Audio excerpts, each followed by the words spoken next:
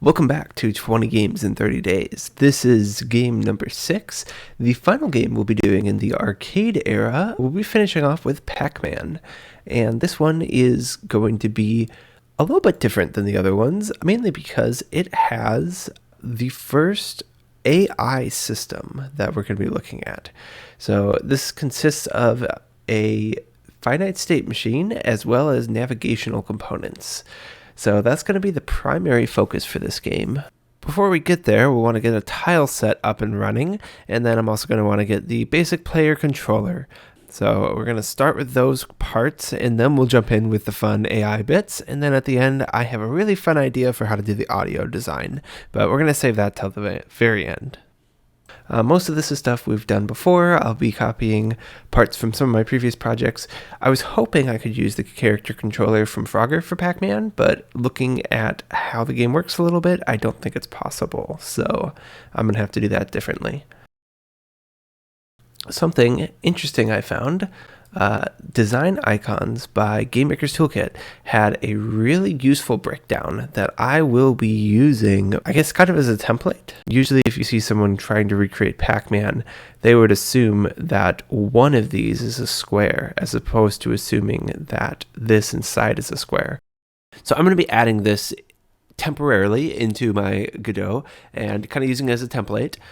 Since this is a nice breakdown of how this works under the hood, we need to get the art up, so I'm going to start drawing that.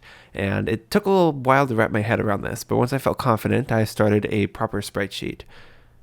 Here in front of me is the tile set from Frogger, the last game I worked on, and I am going to have this off screen, but I'm going to keep looking at it to make sure that I don't miss any major movements. When you're setting up a tile set like this, you need to have a angle or a corner in every direction, a T in every direction, every possible shape you can imagine you'd want. So this is just to make sure that I'm going to have the same size sprite sheet.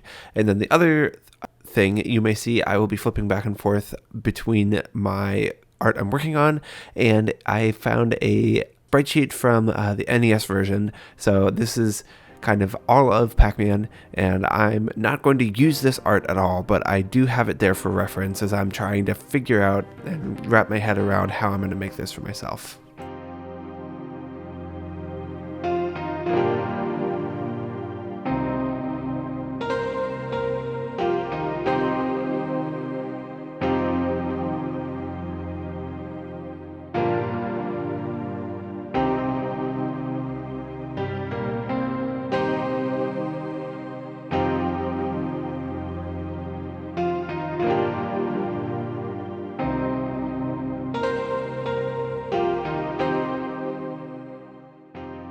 Okay, so we have a tile set now. One thing to note with this, we have two essentially sizes here. We have the inside and the outside. So sometimes you'll see the Pac-Man grid, if I just pull this node in here. Sometimes you'll have these large ones out here, which is a single outside, whereas other times you'll have this one, which is the double inside. So I've recreated that to the best of my ability. We're going to see if we can make this whole arena from that, and if there's anything I missed in that tile set. I may have accidentally created a tile that doesn't exist. That's not the end of the world, but I do want to double check that I at least have everything I do need. I don't want to go the other way and not have one that needs to exist. As I mentioned, I have created auto tiles before, and I thought that this was going to be really quick. It turns out creating an auto tile from someone else's artwork is a lot easier than drawing artwork and turning that into an auto tile. I got really confused by the negative space. This took quite a bit of finagling, and what ended up helping me was filling in the colors here.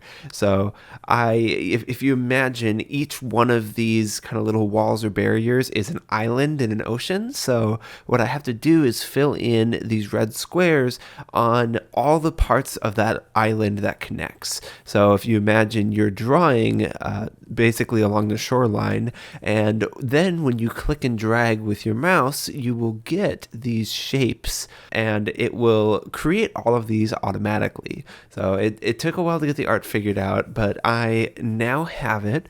And the next thing that I'm noticing is that these are not sized correctly. These are way too small. So I'm going to need to make those thicker, but now I at least have my head wrapped around it. So it's not going to be too hard to go in and move some of these lines to get those bigger chunks in the middle.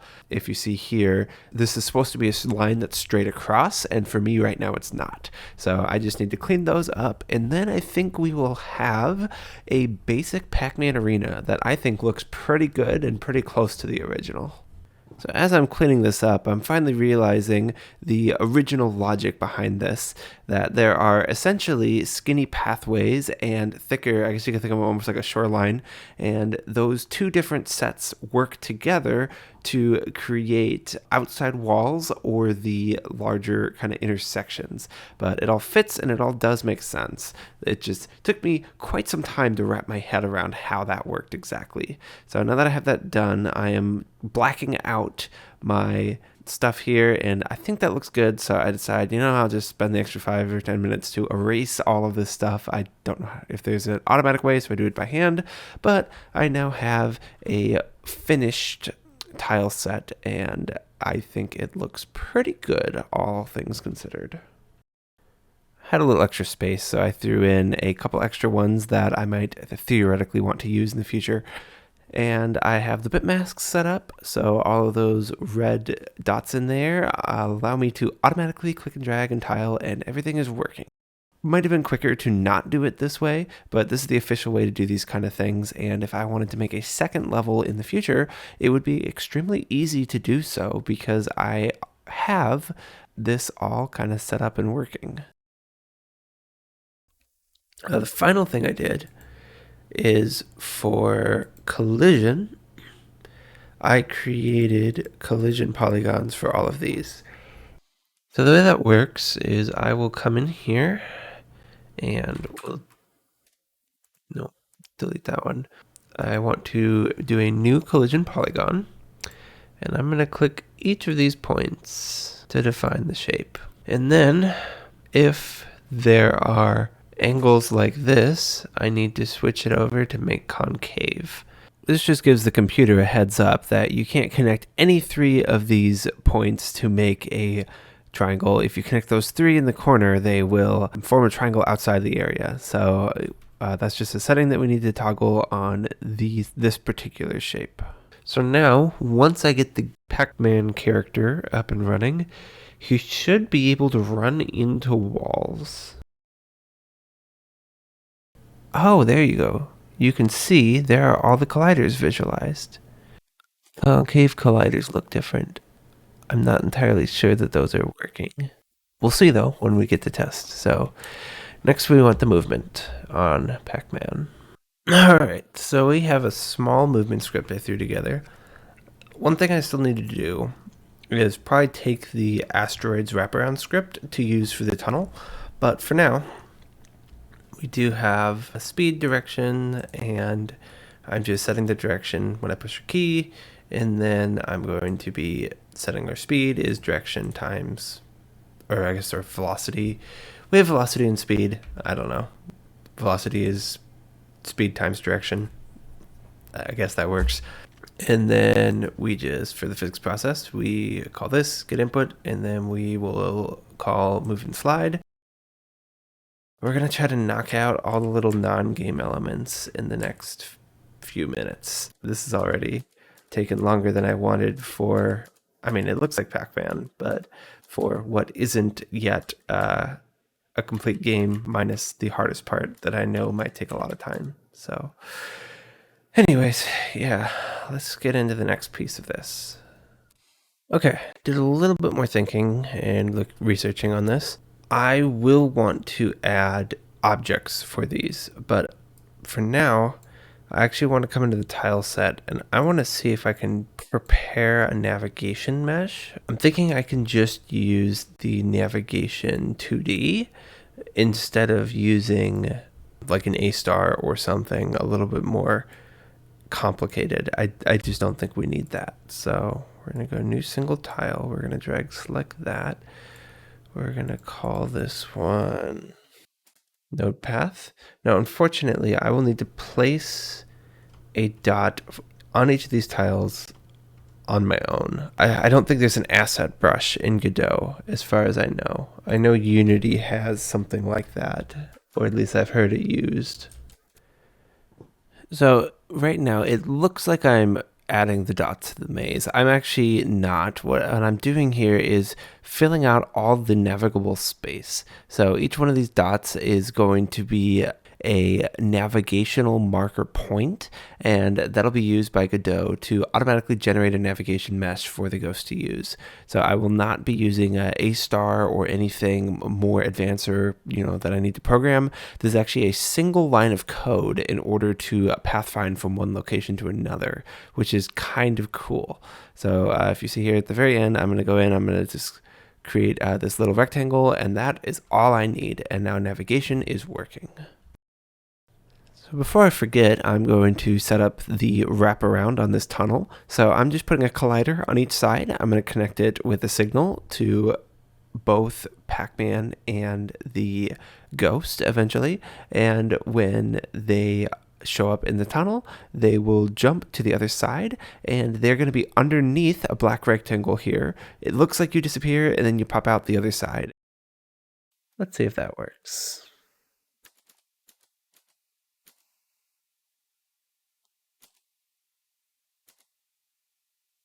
Yep.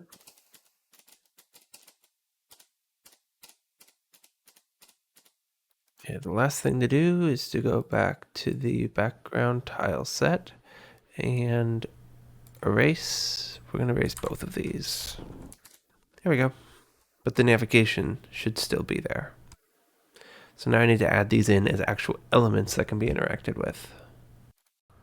Okay, so I just want to appreciate how far we've gotten so far. I got tileset, I got collisions, I got all this stuff. And I am just tidying up the script for the movement a little bit. But this feels pretty good. You can kind of wrap around corners. And yeah, I think the next thing is we're going to start doing the pellets. These are dead simple. They're just a sprite with a collider, and then we'll connect the signal up to the game manager script, and for now that'll just have a print so we can make sure that it's all working and plumbed in. And with that, okay, it looks like it's working. Now we just need to copy and paste this like 240 times, something like that. Actually, before I finish, while I'm halfway through, I'm going to double check that this is working still. I've got my console, which if you remember from the last video, I set this up and it's super awesome to have. Just imagine that is the sound he will be making in the future as he eats all these dots, and it looks like it is working and the power pellets are different. So I'll go back and finish up the rest of this level. I just wanted to double check that I didn't have anything broken.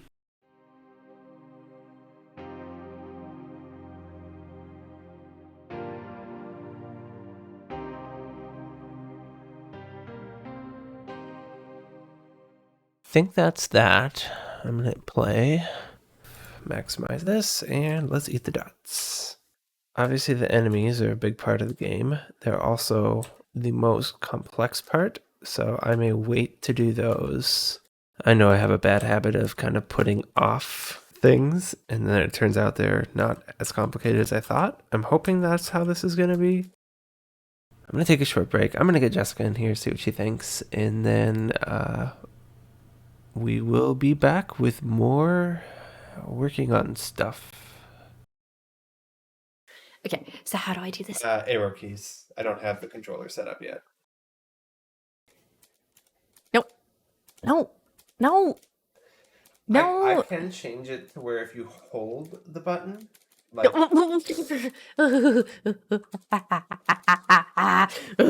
Would it be better if I let you hold the button and he'll turn once he's able to turn? No. No? No. Okay. Because we want this to be authentic. Your wife just doesn't know how to play. Okay. Gotcha! Wait, were you recording that? Always. And...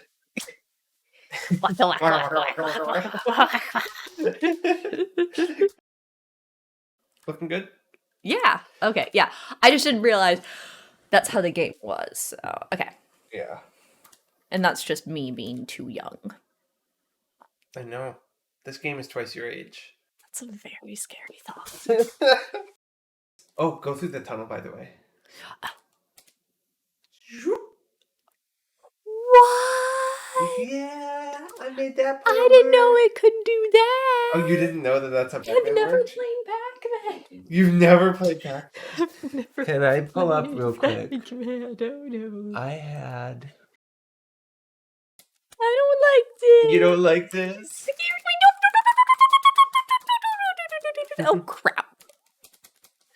So you're having the same trouble, though, on this one, by the way, that you had on my version? Yes. Should have. Well, I don't know what we learned from that, but I had to include it anyways. Love you, Jessica. And we'll get back to actually making the game. But I thought it would be fun to at least show her what Pac-Man was and my version of it. So I am, again, avoiding AI programming and doing the easy bits first. Kind of a bad habit of mine. But I'm going to skip ahead about 2 hours. I'm going to open up Frogger, and I'm trying to get these UIs a little more standardized so it's quicker. So I'm going to copy paste a whole bunch of stuff, or I guess not copy paste so much, but definitely take from some of my other things, and then I'm going to draw some animation. So yeah, turning a circle into a pizza slice. It's not very exciting, but we're going to skip ahead. And here is a final version of the game without ghosts. And for the most part, it's done. I don't think there's much more modification. Most of this comes into AI and animation. And then, of course, sound design will happen later. All right, I am here in the future. Something that's kind of difficult about some of these videos is showing off scripts. Just looking at a block of text is a little bit boring. So instead of walking through the whole process of creating the enemy AI, there wasn't actually too much that was difficult about it. It was kind of, there were small issues here and there, run, break, fix, but there weren't any major problems. There's no real story to tell with this. So instead of showing the whole process of creating this, I am going to simply show the most important parts of the script and how it plays. So as far as readable scripts, this honestly is probably the script I am least proud of out of any game that I've made so far. And the reason for that is that if you see all these functions that are attached, I was making essentially a state machine, and that quickly got out of hand. I didn't have a basic template or anything like that. I just kind of kept throwing function after function after function on, and it became kind of massive. That's okay, I suppose.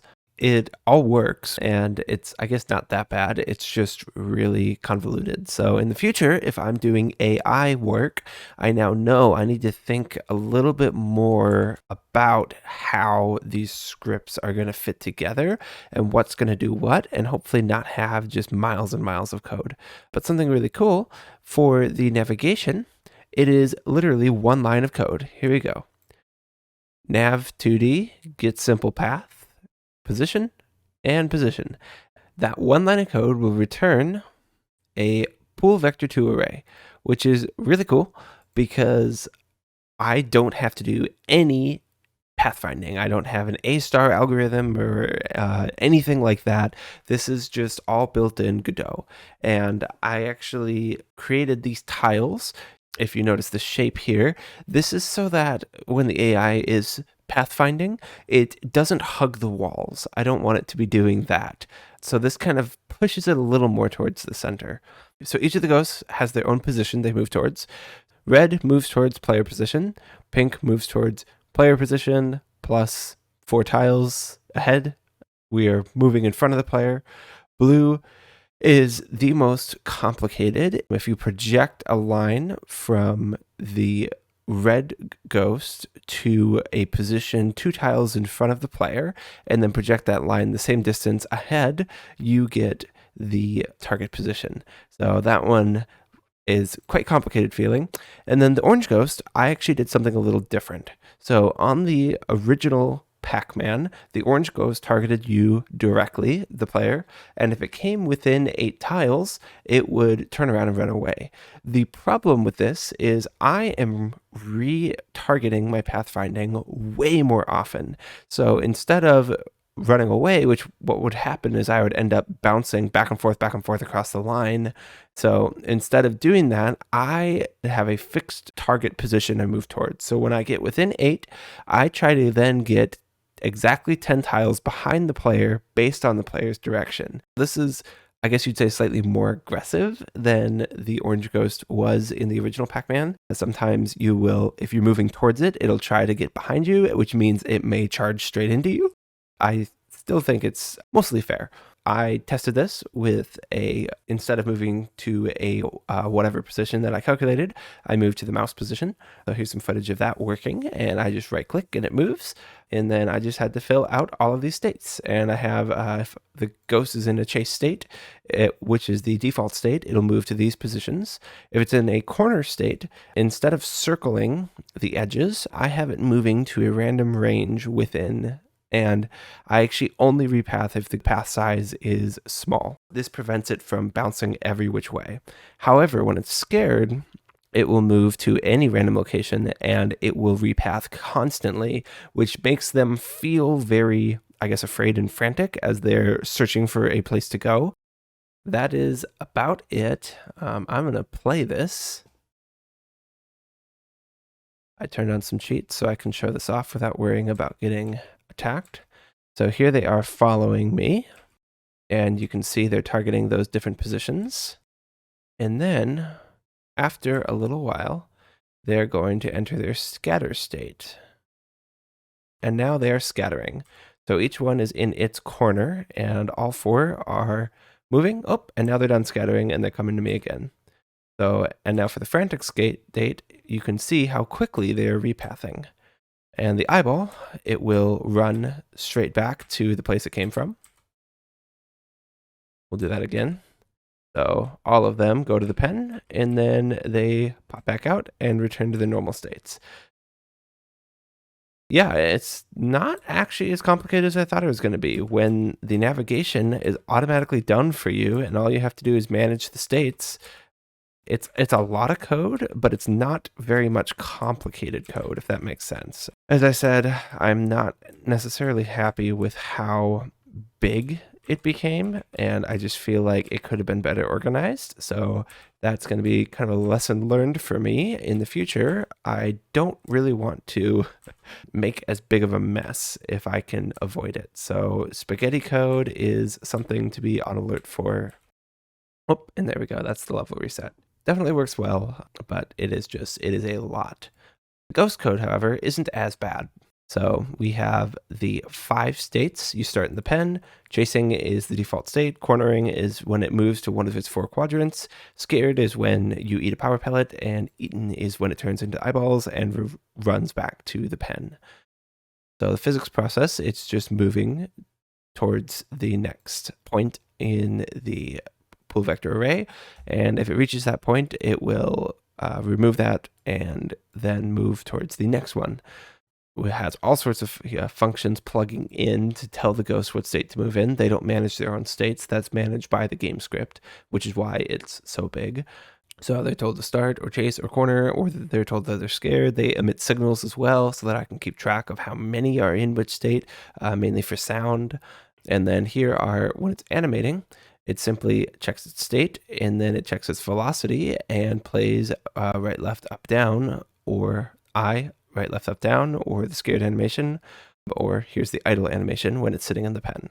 I don't have them bouncing up and down. That was just something that I could have added, but it was already getting quite complicated. The Ghost script isn't too bad. It's really the game script that got massive. I guess 260 lines isn't terrible. It feels like a lot when, in previous games, I don't know, Space Invaders and Pong, and they didn't get this big. Yeah, all in all, quite happy with my first AI system. I think it worked pretty well. So I did complete the game essentially, but I didn't actually get the sound done within this first day. I got COVID and couldn't stay up quite as late as I wanted to be able to finish it, and just went to bed early. So I'm back with one final day to just a couple hours really, but I want to add some sound design to the game. And I thought it'd be fun if I tried to record the sound with my microphone myself. So we'll see how that works. I had Audacity up. Can this record while I'm recording OBS? It looks like it. Stop. Now we're going to enter the part of the video that's kind of cringe. This seemed like a really good idea at first. I thought that it would be kind of cute and funny if I did all the sound effects with my mouth and, learned how to use Audacity in the process and recorded audio. It turns out that getting my mouth to make the sound that I think I'm supposed to be making is a lot easier said than done. So, apologies in advance, but this is my sound design, and hey, it works.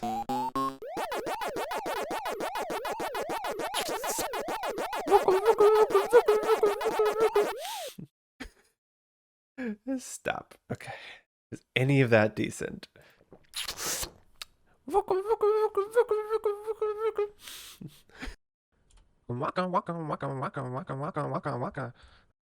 Okay, I don't know if that did much, so we're gonna delete again. We're gonna record again. I think I'm getting there. I'm gonna go half speed, I think. Okay.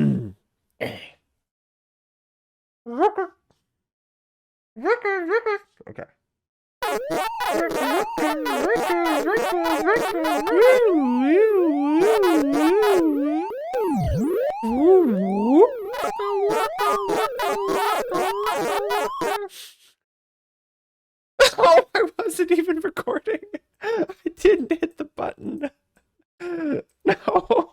Okay. This is so bad.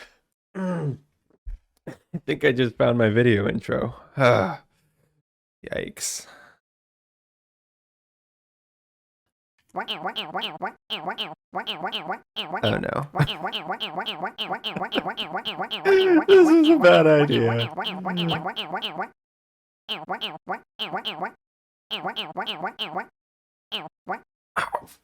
Okay, we need to get that part next. The funny part is the more of these I get in here, the worse it becomes, but also the more consistent it becomes.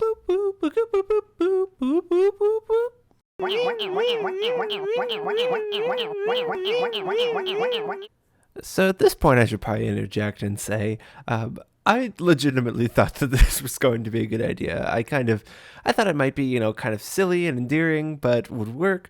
I significantly overestimated my abilities. With that said, I did learn a whole lot about how to use Audacity to not just, shorten a clip as I've done before, but actually edit and change tune and tempo and pitch and some of those things. So it was a great experience learning how to use this tool. And I got to export my own sound effects, which I've never done before. So I probably won't be making mouth sounds again, but I definitely might come back and try doing like Foley artist stuff again. Find something else in the house that can make a sound a little more consistently than I can.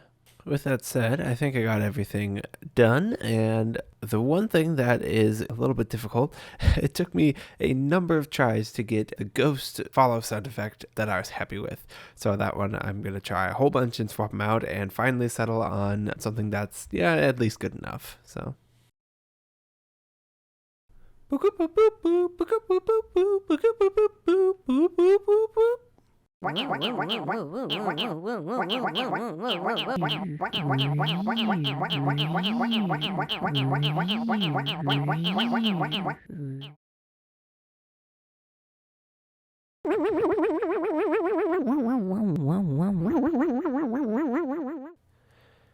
And that honestly is about it. I saved the sound for the final day, but basically everything else is done. With those last couple sound effects in the game, we are complete. I'm just going to show a little bit of a gameplay sample here at the very end, and thank you for watching. We'll be back. I think I'm going to do a recap video. As I said, this is the final arcade game, so I will be coming back with doing some early console games next. So So yeah, thank you and enjoy.